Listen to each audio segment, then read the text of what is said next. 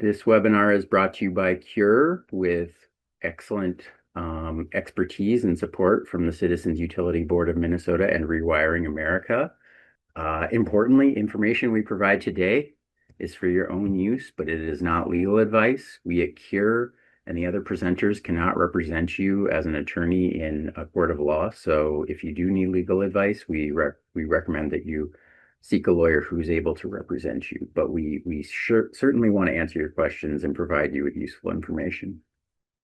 This is the second of 5 webinars on data centers that we at Cure are putting on. So you should get excited and register for our upcoming webinars on data centers and water, data centers environmental review, and community benefit agreements for data centers. Those are all coming up later in January and throughout February. And we also have a recording already available of our data centers transparency webinar, which we did in December, which was a lot of fun, and I strongly recommend you give it a shot. This series is called the 800 megawatt gorilla in the room. That is a joke, but it is also accurate that one data center can consume a remarkably large number of watts, and specifically 800 megawatts is not out of the realm of possibility for how much one facility can use in terms of electricity. So electricity use and data centers are peas in a pod, and we definitely are happy that you're here to learn more about it. I am Hudson Kingston. I'm legal director at Cure.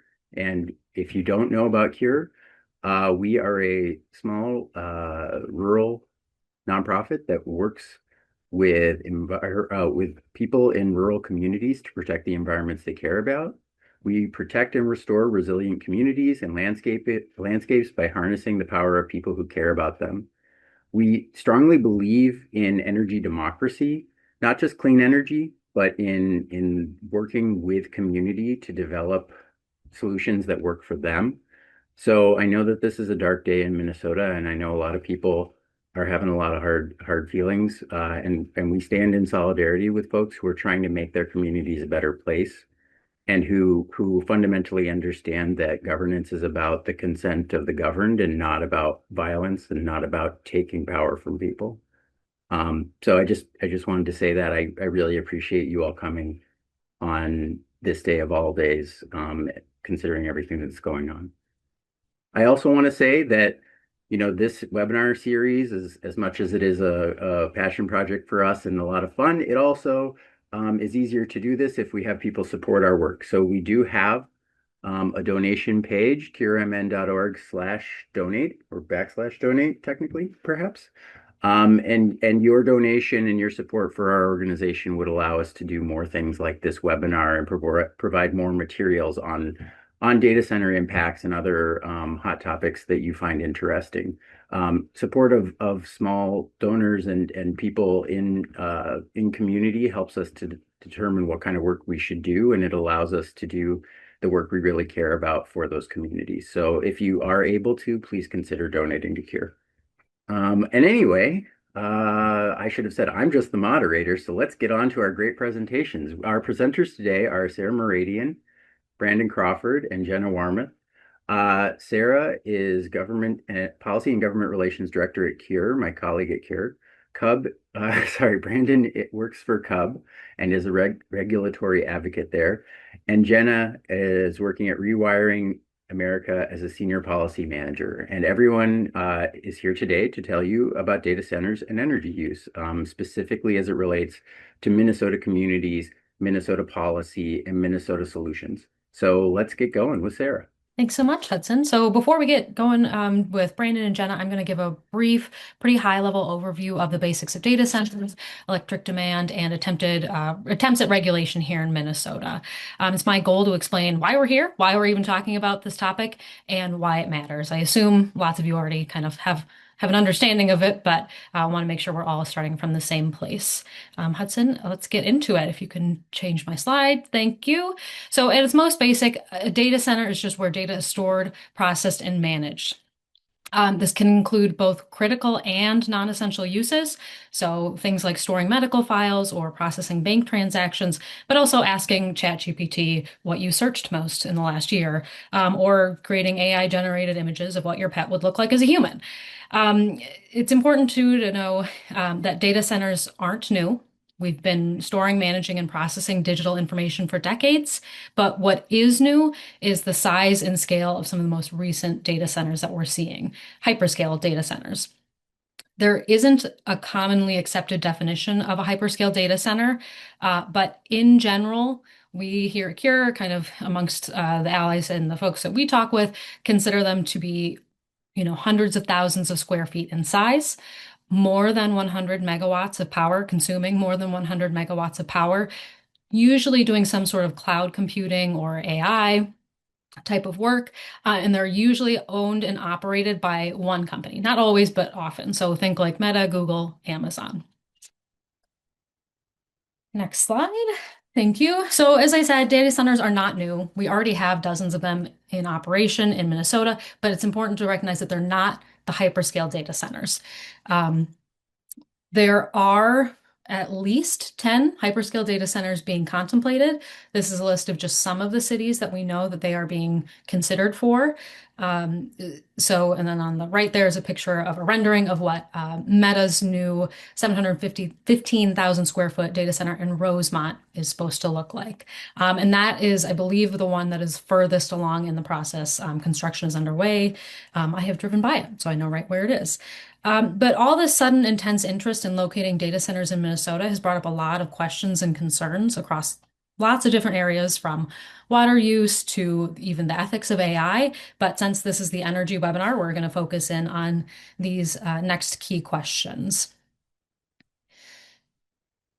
How much generation and transmission are we talking about? How much is actually going to be needed? What kind of generation are we going to prioritize, or should we prioritize? Who's going to pay for these new and upgraded assets? And then what are the impacts on existing ratepayers and member owners? Next slide, please. So how much energy does a hyperscale data center consume?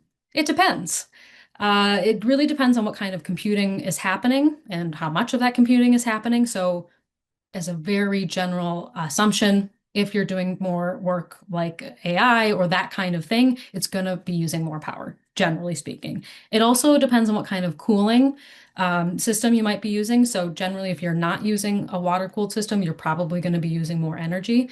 Um, that tends to be the trade-off, but not always. And then in Minnesota state law, we define a data center as being designed to have a load of 100 megawatts or more. We've got an Amazon facility proposed in Becker, Minnesota, that would need about 600 megawatts of power. And if you're like, how much is 600 megawatts?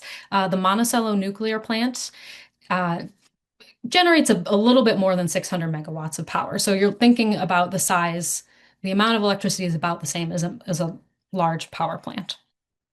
Um, and then if all of those proposed data centers that we just mentioned were to come online, it would be about the equivalent of the electrical use of all 2.3 million homes in Minnesota. Um, it isn't just a Minnesota issue that we're seeing, though, of course. This is happening across the country. Virginia, in particular, is very far ahead of a lot of other states. They've got a lot of data centers, hyperscale data centers in particular. And so there's a lot of variability in data center demand forecasting. And it is just a forecast. We don't know how many of these might actually come to fruition. But in general, there's some agreement that by 2030, the demand from data centers, electrical demand from data centers, could be between 6 and 12% of total US electricity consumption. And so historically, you can kind of see from this graph over here, we're going up. It's maybe about 4.4 right now, but has been historically, 1, 2%. And then also this is kind of compounding, or what's also happening outside the context of just data centers is that in the last couple decades, electricity demand overall for the United States has been pretty flat. And so with data centers, with more electrification, we're seeing a huge potential takeoff in demand. And data centers is just one of those, could be a huge contributor to that increase in energy demand. So Next slide, please. How are we going to meet all that demand if all of these data centers actually do materialize? Well, Minnesota has our 100% carbon-free by 2040 law, which requires all electric utilities to provide 100% of their Minnesota retail customers with electricity that is generated from carbon-free technology by 2040. And carbon-free is defined in statute as a technology that generates electricity without emitting carbon dioxide. So generally, that's considered to include solar, wind, battery storage, nuclear, and hydro, but it also includes offsets, um, purchasing offsets. And then there's also an ongoing debate about whether and how biomass and carbon capture utilization and sequestration should be included in the mix. And that's happening at the Public Utilities Commission right now. Next slide, please. You would think then, based on the 100% law, that data centers would be getting their, or will, if they come here, would be getting their electricity from carbon-free resources. Xcel has said that it will be able to meet Minnesota's 100% by 2040 requirement, and Meta, again, building the data center down in Rosemont, has said that since 2020, they've matched 100% of their annual electricity use with new renewable energy. But at the same time, if you want to click again, uh, we're seeing behavior that suggests just the opposite. So in the same meeting that Xcel said it would meet 100% the 100% requirements, it also said that they are going to be looking at extending some gas contracts to get them through a portion of the 2030s, and that adding data centers would increase that likelihood. Elsewhere in the United States, these are just two examples, not Minnesota utilities. Just to be clear, there's Entergy is adding a 1.5 gigawatt gas plant to power an adjacent Meta-owned data center. And then First Energy has walked back on retiring two coal plants and has said it might transition those to gas-fired plants. And those are just two examples. We're seeing more pop up very frequently. Next slide. So in light of these growing questions and concerns, the 2025 Minnesota State Legislature attempted to put some protections in place with regard to data centers and energy. Brandon's going to take a much deeper dive on this, so I'm not going to go too in depth, but in general, these are some of the big takeaways from 2025 legislative session. The law established a very large customer rate class. So that's kind of trying to recognize that hyperscale data centers are different from other users or customers, and they might need to be treated differently. It also requires the Public Utilities Commission, when it's evaluating a proposed tariff or electric service area agreement, to consider how very large customer costs will be assigned to that customer class. And we'll get into that, don't worry. How electricity provided to that very large customer will still meet the 100% law benchmarks and without requiring the utility to delay compliance. Also requires that there's an optional clean energy and capacity tariff for those commercial and industrial customers, and then finally establishes a data center fee based on their peak demand. And this is in lieu of what's called the Energy Conservation Optimization, or ECO Act contributions. So that was a very quick overview. Hopefully that's given you kind of a good idea about why we're talking about this, why this matters, and we're going to hear more from Brandon now. Good evening, everyone. My name is Brandon Crawford. I'm a regulatory advocate with the Citizens Utility Board of Minnesota. We're an independent nonprofit that advocates on behalf of residential customers across the state for clean, affordable, and reliable utility service. And in that role, we've been extensively focused on data centers over the course of the past couple of years, both at the legislature and before the Public Utilities Commission. And before I get into some of the legislation and proceedings happening at the PUC, I want to just circle back to some of the information that Sarah provided in her presentation. So on a national scale, data centers accounted for about 4% of total US electricity usage in 2023. And EPRI, one of the national labs, has estimated that could rise to anywhere between 4.5% to 9% by 2030. And another national lab, LBNL, or Lawrence Berkeley, has modeled an even higher growth potential, where data centers could reach almost 600 terawatt hours by 2028, or up to 12% of total US electricity consumption. And one of the reasons I really want to hone in on this is there's a lot of variability, right, and kind of a big delta between those low and high growth scenarios. The delta between 6% or 4.5% and 12% is over 200 terawatt hours, which is enough to power about 11 million homes. So it's a massive amount of energy, and there's a really big difference between those low and high growth scenarios. One of the reasons I do want to talk about that, and I'll get to this later, is that level of uncertainty surrounding how much energy data centers will use makes it really hard to kind of project out resource needs and infrastructure needs to serve those customers going into the future. Now I want to turn to Minnesota specifically, and Sarah mentioned, Minnesota laws describe or define data centers as using 100 megawatts or more, or having 100 megawatts or more of electricity demand. As a general rule of thumb, 1 megawatt is about enough to power 1,000 homes. It's a bit of an oversimplification, but as a general rule of thumb, one of these data centers could power about 100,000 households. And to put that into perspective, St. Paul has around 123,000 residential homes. So it's just a little bit above what we might expect in terms of electricity usage of a data center that's coming in around this size. And to be honest, 100 megawatts is a little bit on the low end in terms of data center electricity usage. A lot of the energy specifics are trade secret and they're not publicly available. But some of these projects are estimated to be up to 500 megawatts or more.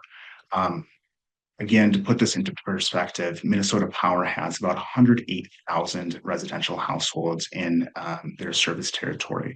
So a single one of these extremely large data centers could be, up to 5 or 6 times the entire energy usage of Minnesota Power's residential rate class. Before getting into some of the challenges associated with serving data centers, it's really just important to note that there is a lot of energy infrastructure that would need to be built in order to serve them. And utilities are already starting to plan out what that looks like. Xcel, which is Minnesota's largest investor-owned electric utility, together with Great River Energy, are expecting to build enough new generation to serve about 2,300 megawatts of data center demand in the next 7 years.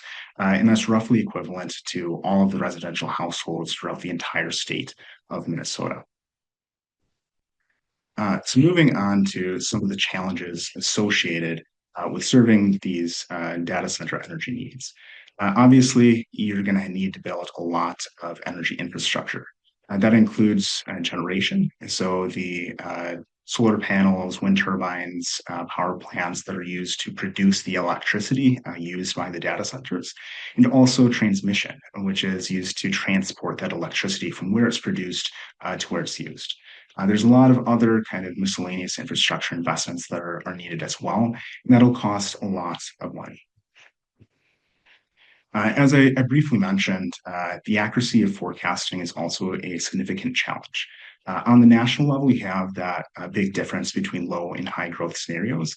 There's potentially even more concerning when you look at it on a local and regional level. Data centers are looking at multiple different locations when choosing where to site their facilities. They're not just looking at Minnesota, they're looking at Wisconsin and Illinois and other states. And they want a good deal. I mean, they're looking at real estate options, they're looking at potential rates that could be charged to them. They're looking at the timeline to build these facilities and go through the permitting process. And all of those different factors might weigh in to where they end up locating. So it makes it really hard when we're trying to look a few years out into the future to identify the resources needed to serve them and the infrastructure that we need to build in order to make that happen. One of the other things I do want to mention is the potential for future efficiencies. So what happens if this is the result of an AI bubble? What if that pops? What if demand is reduced substantially 5 or 10 years down the road? For example, what if the algorithms used to process your chat GPT prompts are improved and they use about half the amount of energy 5 or 10 years or 15 years down the road after all this infrastructure is already built? That's a concern and something that we're trying to grapple with all across the energy sector right now. And as I mentioned, data centers want to come online oftentimes as fast as possible. But they do have to go through permitting processes. They have to go through the construction. They have to go through the regulatory timeframes associated with the developing rates and things like that. And for construction, it's not only the building of the data center, but oftentimes the building of the generation and transmission resources as well. And that's really important when it comes to things like grid reliability, where we want to balance supply and demand. If we let all these data centers come online immediately, just like that, we wouldn't have enough electricity to necessarily serve them. And that would create some challenges regarding reliability and could result in some pretty major issues if we don't build the generation and the infrastructure as well. And lastly, this brings me to one of the things that Cub and a lot of people have been focusing on pretty extensively, and that's potential costs and financial risks associated with bringing data centers online and what that means for other ratepayers and other Minnesotans. So obviously there's substantial infrastructure investments, and we want to make sure that the costs of those are appropriately allocated to the data center customers and other very large customers so that residential ratepayers aren't bearing those costs and risks. This requires implementing various ratepayer protections, as well as protections against what we call stranded assets. So I do want to talk about that just a little bit. When I think of stranded assets, typically it's a situation where you're building infrastructure, you're making investments, and those are recovered over a pretty substantial number of years. So for wind and solar, it's often 20 to 30 years where that cost recovery occurs. For transmission, it's often much longer. So again, kind of referencing back to what I mentioned earlier, what happens if the data center decides to leave before those costs are fully recovered? What happens if their energy usage substantially changes? And these are the sorts of issues that the legislature and the Public Utilities Commission are trying to grapple with. So this past legislative session, Minnesota passed a very large customer law. So it's not exclusive to data centers. It also includes maybe onshoring and manufacturing or other large industrial operations. But it requires that the Public Utilities Commission define very large customers by the end of the year and essentially put them in their own rate class or subclass for each of the public utilities subject to regulation. And the primary focus of this is to kind of set them apart, to allow expenses caused by them to be allocated to that rate class under this sort of cost causation principle. And in doing so, it'll reduce likelihood that other customers would be left, to pay those costs. In addition, and Sarah mentioned this briefly, utilities will have to file energy supply agreements or tariffs with the commission. Essentially, these are the rates that will be charged to data centers and other very large customers. And this is a provision that applies specifically to investor-owned utilities regulated by the Public Utilities Commission. So it wouldn't apply quite in the same way to cooperatives or municipal utilities.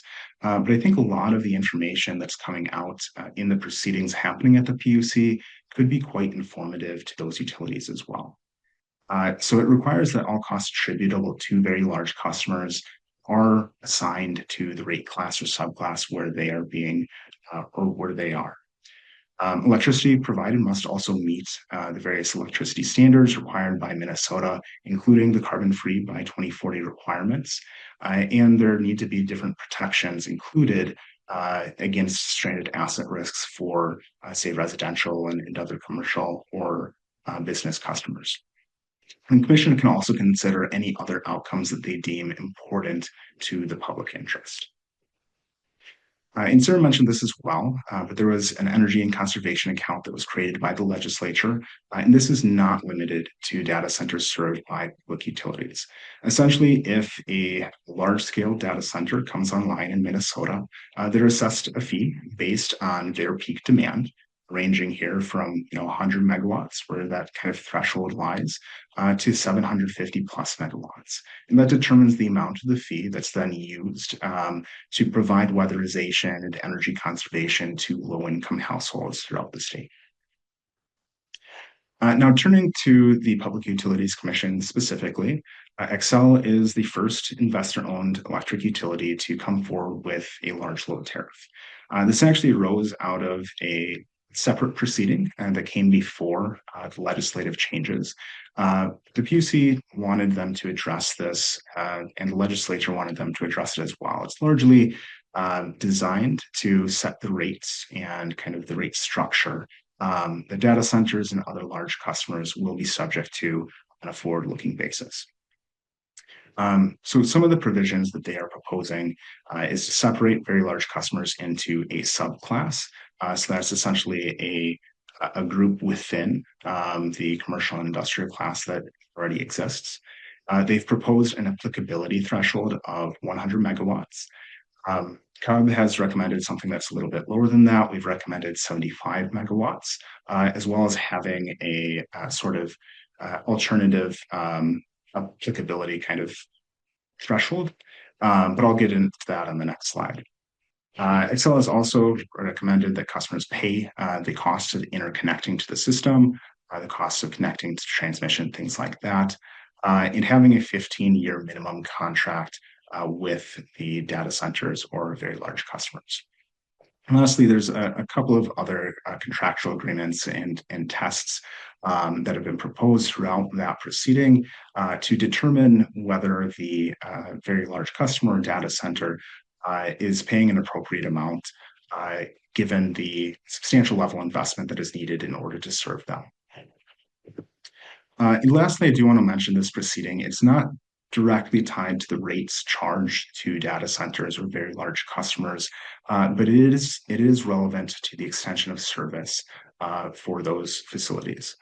So Dakota Electric is a cooperative utility that has chosen to be subject to the regulation of the Public Utilities Commission. And they filed an extension of service tariff, essentially asking that new large loads be required to pay costs for interconnecting to the grid and connecting to the transmission system. This includes things like the initial engineering studies, various infrastructure, things along those lines that are needed in order for the customer to come online in the first place. And what I really want to focus here on it is that system intensive designation. So instead of using kind of a strict threshold, so for Xcel, that was 100 megawatts, they're employing a system intensive designation that says, hey, if this customer is going to require a lot of investment or a lot of studies before they can come online, then it makes sense for them to pay for those studies for that infrastructure.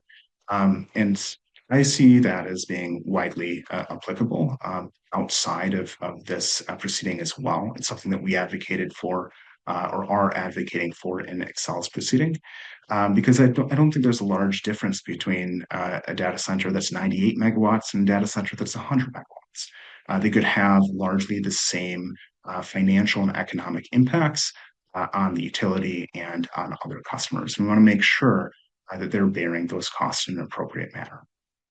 And with that, I would love to take some questions once the Q&A opens up, but I'll hand it back to Hudson. Thank you. Thank you so much, Brandon. Don't turn off your video. We have two clarifying questions specifically for Brandon, so we'll get to those right away. Brandon, just to be sure, when you're saying delta, you mean the difference between the two things, correct? Or does that have a more specific nuanced meaning in this context? Yeah, so the delta is that difference. It's, the difference between the low and high growth scenarios.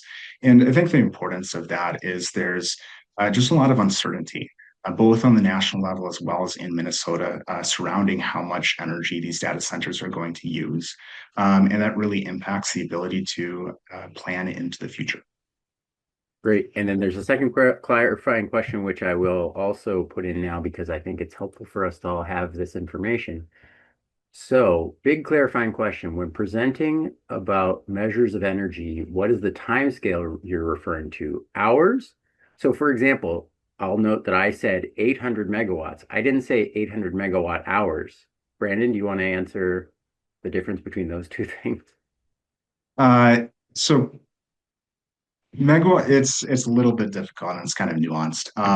So the charts that I showed at the beginning are in relation to, I believe, terawatt hours, which is the nth degree of megawatt hours. Megawatts themselves is basically the potential electricity that's produced by the facility. Um, I'll have to come back to Yeah. have a more precise So answer for that. It's a little bit nuanced and hard to do. I'm Is I'm a lawyer and I'm not nuanced, so I'll try this one. So it's a great question because we often talk about energy in terms of kilowatt hours, hours, terawatt hours, right? In this case, we are not talking about hours of electricity consumed. We're talking about the entire capacity all the time at that facility. So that's why Sarah said that you should think about it like a nuclear power plant. The capacity of the nuclear power plant is all the time it can put out 650 megawatts. And we're saying that a data center all the time will take 600 megawatts. So it is capacity, constant demand.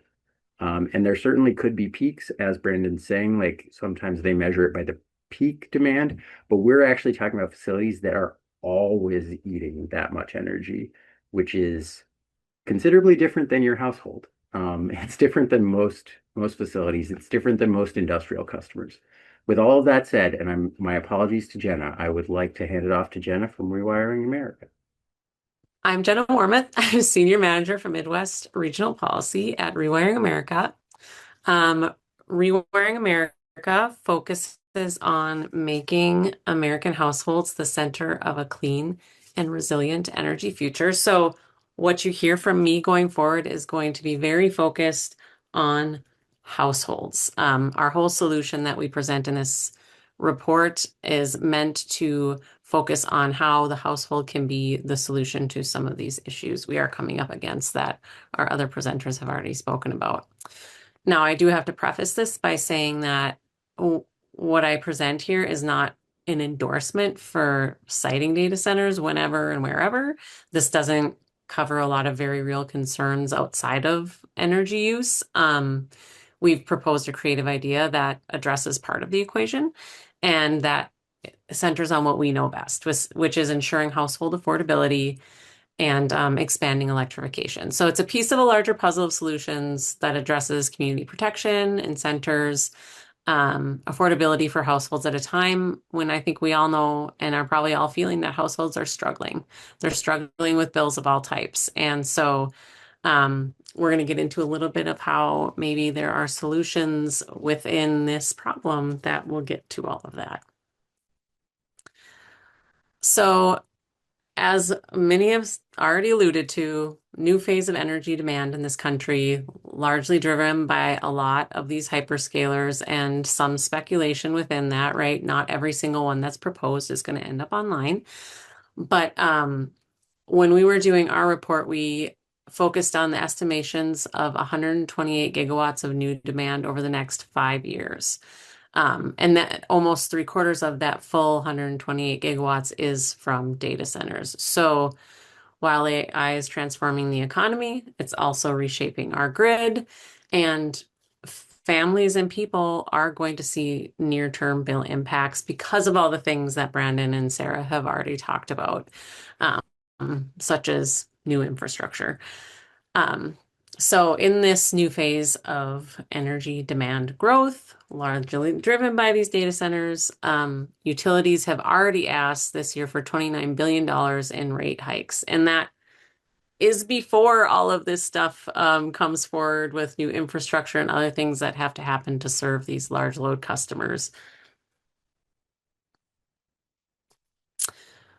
When you look at this map, you'll see that almost every major utility territory is facing multiple very large load interconnection requests and inquiries. In a lot of these places, the prospective load would strain regional grids, and traditional thinking concludes that requires expensive transmission upgrades and new generation. However, these are also coming on very fast, and new generation resources, as was already said, such as gas peakers and gas plants and nuclear, are very slow to come online, expensive to build, and do not meet the clean energy goals and mandates that many states have committed to, such as Minnesota. So we were thinking, what is a solution available to us that does not include pouring billions of dollars into new generation? Where can we look for resources and solutions that exist today? And one of those solutions is our homes. And that's why we're reframing the conversation. Instead of thinking of homes as we traditionally do, which is just passive takers and consumers of electricity with little control, we should treat each one of our households as the distributed energy assets that they are. They can provide clean, affordable energy for our homes and communities, and millions of small upgrades in efficiency, electrification, solar storage add up to massive grid capacity relief. And unlike most grid investments, these projects are quick to deploy, directly lower household bills, and increase clean energy generation. We posit through our research, and I'll get into the how, that we could meet 33% of the capacity needs of hyperscalers by paying for heat pumps in 21 million single-family homes. So that's the opportunity right now, just with heat pump upgrades. We're also going to talk about solar and storage, but we're talking about heat pump upgrades to meet the capacity that is needed by these large load entities. And I'll show you a little bit about how we do that.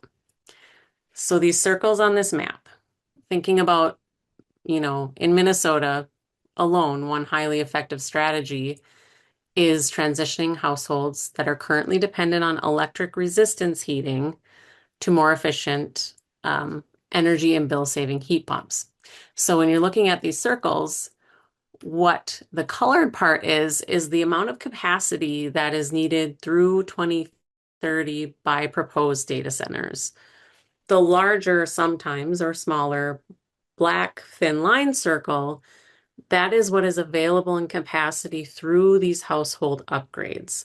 So if you look at Minnesota, you see that a lot of that capacity can be met by simply upgrading electric resistance households to heat pumps. And that not only frees up the needed capacity on the system, but it will save these customers over $1,900 annually on average. So you see how we're getting to not only a solution to the problem of the energy demand and the capacity needed, but also for households to control their own costs and bring down bills. And the measures and the upgrades matter. What works in one state or location, it's not going to be the same as others. So we perform this analysis state by state to understand where the cost savings are, which measures would bring capacity and cost savings for this solution. When we zoom out nationally, we find that investing in these resources is really no more expensive than building natural gas resources. And as we talked about before, all those reasons why we might want to avoid building these very large generation facilities, whether that's sunk costs or the timeline that it takes. It's really exciting to see that if we invest in our homes, help people with affordability, it's not going to be any more expensive, and hopefully less if we compel hyperscalers to help with these costs. And then we're going to talk a little bit more about solar and storage specifically. I know people are really interested in how solar and storage can help with the solution as well. Same thing as the last one. We can more than meet the capacity through 2030 simply by paying for rooftop solar and storage for all suitable single-family homes. So here you see on the map, that is true in most states in the United States, that if we put solar and storage on suitable homes, that is not every home, right? Because every home doesn't have the structure it needs. Every home isn't facing the way we need it. So we really went down in the analysis to make sure that we weren't overestimating. And so here we're meeting 1.2 gigawatts of capacity potential just with solar and storage across the United States. And again, similar costs to a natural gas resource can be done and come online much sooner, provides local jobs, all of those things that come along with doing solar and storage. Okay, Now I want to talk specifically about Minnesota. I know some of you are very interested in Minnesota specifics. So what does it mean? Minnesota is expecting when we were doing our research, right? Things are in flux because this is moving very fast. But at the time of this report, when we were looking out by 2030, Minnesota would be expecting roughly 1.5 gigawatts of total demand from data centers. And by upgrading approximately 125,000 households in the state, currently using just electric resistance heating, 2 heat pumps, along with some rooftop solar plus storage, the state can unlock over 1.6 gigawatts of grid capacity. So that is already there. We make these upgrades and the capacity is there. So that's over 100% of the projected load through 2030. That's huge. And then with those associated benefits of household affordability, certainty for customers, future-proofing our homes for what we're not sure is going to happen, right? There's a lot of things in the world right now that are pretty up in the air and feel like we can't really future-proof. But this is one thing that we can. When we do this for people, it does help future-proof and help folks really be able to plan out their expenses and how they can move forward with their households. Specifically, the number of single family households is 1.6 million, I believe, for the solar upgrades. And yeah, that's what I have right now. Sorry, I can dig in deeper if you want like specifics of number of households. So that's all to say. Capturing investments from hyperscalers can set us up for a faster transition to a modern all-electric future, and it can help with affordability concerns that are happening today. I do want to talk a little bit about a specific instance when Brandon was referencing those tariffs and things that are happening that are meant to help with how we are dealing with the costs of these very large customers. We are currently involved in a Wisconsin case in the WEPCO service territory where we provided some analysis for Current Energy Group to submit testimony on a community organization called Walnut Way's testimony in the We Energies. Sorry, this is a lot of we's and w's.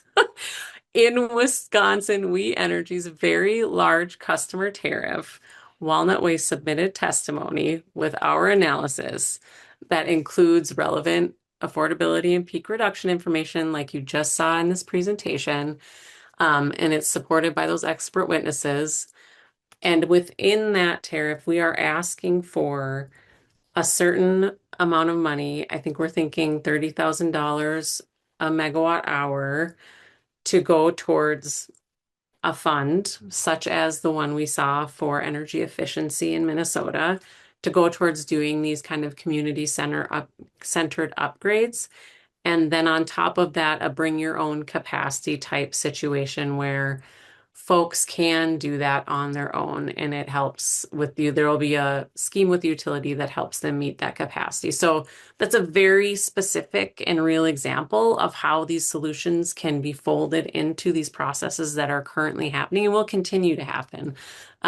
Excel is in the middle of theirs. Other utilities are going to have to do these tariffs as well. So this is tangible and it's real. And I think because of some of the politics facing hyperscalers and utilities alike, because of, affordability and communities maybe being resistant, I think this helps bridge a bit of a gap that's going on. And it feels like it's in everyone's best interest. So I'll leave it there because I know we want time for questions. And I thank you all for listening. Wonderful presentations. Thank you, everyone. And I want to dwell a little bit on what Jenna was just talking about because we did get a couple of questions while you were talking about it, Jenna. So specifically, one person asked, who is paying for the individual home upgrades? Yes. So in our analysis, we posit that the hyperscalers would pay for 30%. of the Okay, household's so assets. so it's the richest companies in the world. That's who's paying for the upgrade to your house. What a good idea. And then also we got to the who. Let's go again with the how. How are we going to get the money for the upgrades? Jenna, you presented one really good example from Wisconsin. You do it through the, You can do it through these tariff processes, right? I mean, it yeah. depends on So your different regulatory bodies, but that is one very direct way you you can could you ask. can you can build it in to how they pay for electricity. So like instead of buying a new gas plant, they literally could just pay for electricity, and that could slowly create a fund that would get everybody a heat pump and solar panels. What an idea. Also fairly easy to operationalize if they're already negotiating a specific rate for their specific facility that has all sorts of bells and whistles because it is such a specific entity with very, I'm going to use the word specific again, specific needs. Um, we've also, and we are going to have one more webinar at the end. Our last webinar will be about community benefit agreements. Community benefit agreements apply to different types of facilities. They've been applied to mines out west. They can be applied to clean energy things like wind farms. In those instances, there is a permit. So they create an agreement as a part of a permit process. For these data centers at the moment, we don't have a general permitting system. So what we have is a rate setting system, which is what exactly what Brandon was talking about and what Jenna was saying was happening in Wisconsin. And I mean, I'll sort of throw it to you, Brandon. Is the law on setting these very large industrial rates, is it loosey-goosey enough that we could put something like this into an electrical rate? So I don't want to say anything is possible or it is not possible. I do want to note that there's kind of a catch-all provision at the end of that new statute, that new provision in statute, and that's for the PUC to consider basically anything that they deem important to reaching an outcome that's in the public interest. You know, whether or not this fits strictly within the kind of construct for rates, whether it's better addressed in community benefit agreements. I'm not going to comment on that. I think there are, numerous different potential pathways to kind of innovatively address these various concerns, and we need to evaluate every kind of avenue possible. There you go. We have another question. The ratepayer protections that I believe that Sarah and Brandon mostly focused on in Minnesota law only apply to investor-owned utilities. So then for those of us served by co-ops, rural electric co-ops, what happens to us? Are our bills then going to rise because the law left us out and we have no legal recourse? So I want to address that, if that's okay, Hudson. Yeah, you and Sarah go at it. So historically, cooperatives and municipal utilities have not been regulated by the PUC because the legislature has essentially seen them as self-regulating in nature. For cooperatives, you're electing people to make decisions on behalf of the cooperative, and for municipal utilities, it's sort of the same. So those decisions about how rates are structured, what charges are being imposed on these data centers, how everything is working, is a decision that's being made by those people that have been elected by you. So I really encourage you to make your voice heard within those venues to make sure that decisions are being made based on reasonable options. And I think what we're seeing at the PUC could help to inform some of those decisions made by cooperatives and municipal utilities, and make sure that sufficient protections are put in place in order to insulate and kind of shield existing ratepayers and residential customers from those costs. And I will add a little plug for Cure. We've done historically a lot of work around rural electric co-ops, helping people understand, are you even a member of a co-op, a member owner of a co-op? What does that mean? What are your rights, your responsibilities? How do you engage? So please reach out to us. Check out our website. We can find the exact link for you if you're just not even sure where to get started on how to engage, like Brandon said. But I would agree with, you know pretty much everything you said there. Just it's really important that you engage. I'm hopeful that Dakota Electric, they're a little bit of an odd duck because they have opted into being rate regulated, which I'm sure Brandon already said. Um, but I'm hopeful that they can be kind of like a good example of what a co-op should consider doing as we kind of move forward in the future. And I Wonderful. just want to make another note. I know there was a comment or a question regarding the status of the dockets for both Excel and Dakota Electric. So the Dakota Electric proceeding has concluded, specifically around that extension of service tariff. So the commission has approved that. They have some of those provisions in place right now.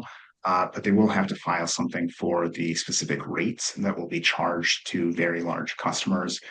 Because they have chosen to be regulated by the PUC, they're subject to those requirements as well.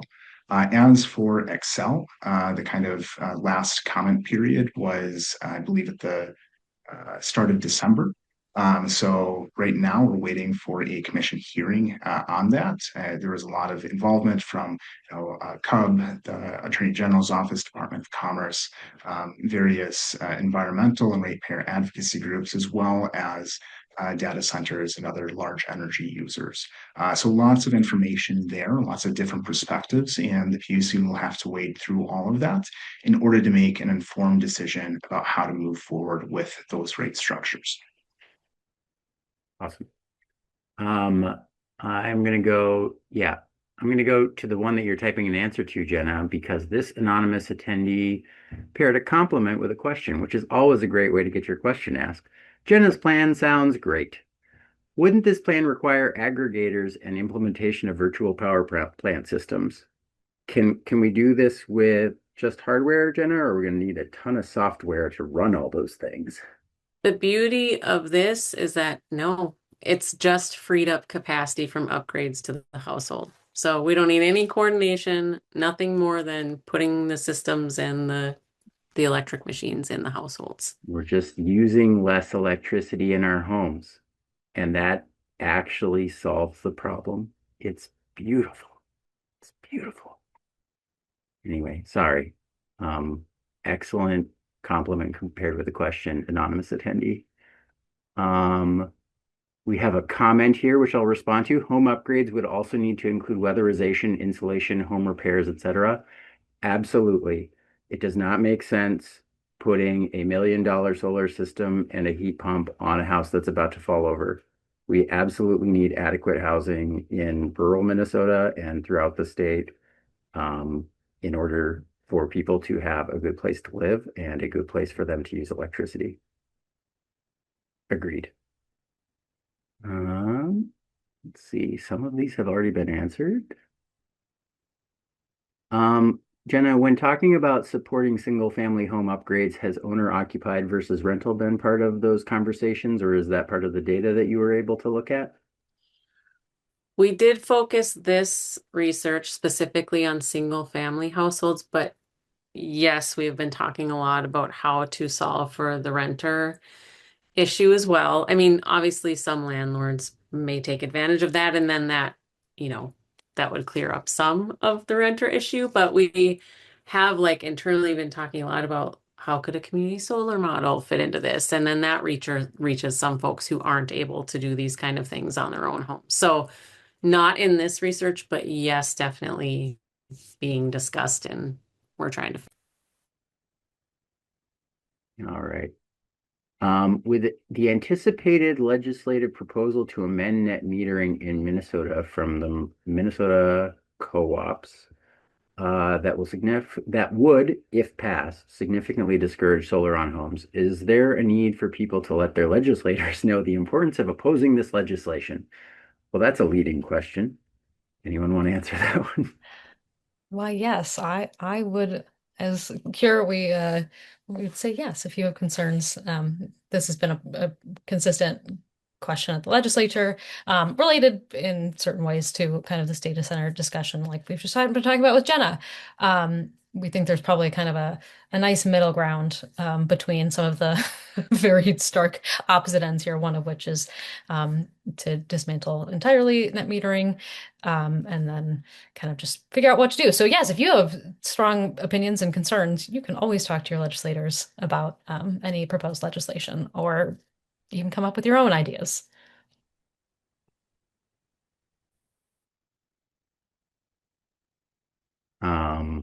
We've just gotten so many great questions lately that I am having a hard time processing all these wonderful questions.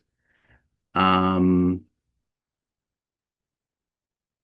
I'm And I going to say, will say, Hudson, last time I think what we did too, we ran out of time to answer all the questions. I believe we reached out to folks afterwards too, to see if we could answer our questions. we will do our best. Some of Yes. these are anonymous, Yes. so it Oh, will be well, hard to email you if you asked an anonymous question, but we will try to answer everyone's questions. Um, I mean, this is a pretty good hard question to answer right at the end. If heat pumps and solar panels were used by homes to offset their energy needs, how ready are we to implement those solutions? What are the needs for raw materials to manufacture those items? If no one wants to answer that, I can as moderator. Okay. Um, I would say that solar panels have been on a massive cost decline and efficiency improvement in terms of manufacturing. So currently there is a glut of solar panels. I'm not saying that that means that we should go nuts and put solar panels everywhere for everything, but they are very inexpensive. They do obviously require some mined resources, um, but they are requiring things like aluminum, silver, glass, but largely not rare earth metals that do go into other fancy gizmos. Heat pumps are a proven existing technology that relies on the same technology that goes in your air conditioning unit. So I mean, they are comparable to like buying a refrigerator. And does everyone need to own 40 refrigerators and put them on their roof? No. Would I like to see everyone have 40 solar panels on their roof? Yes. Is that a little bit inconsistent? Yes. But overall, solar panels pay for themselves in terms of the amount of resources that they offset in terms of how you would otherwise get that electricity or get those resources. So we do need to make a balance on balance about whether it's worth it or not. Certainly, we should not be installing infrastructure that will not be used. But the great thing about solar panels is that they almost always get used when they are installed in places that have a decent amount of sun. I live in Ely, Minnesota, and right now all of my solar panels are covered in snow. They're doing absolutely nothing. But in the middle of summer, when I'm getting 14 hours plus of sun a day, it is remarkable how much electricity I produce for my neighbors. So I guess that's my answer to that question. We certainly should never discount to zero the resources that go into these products, but if they are creating energy savings and they are on balance reducing climate change pollution, they're worth doing. That was a long answer. I'm sorry. Well, thank you all for staying with us for such a long time. And we do have some great questions that we are not going to be able to get to. But I want to thank our wonderful panel for sticking with it and sharing your knowledge. And everybody who's on this webinar and wants to know about data centers, we've got 3 more data center webinars. So get into those webinars, answer your question or ask your questions again. We will answer as many as we can, and we appreciate you being here. Thank you so much for joining us today.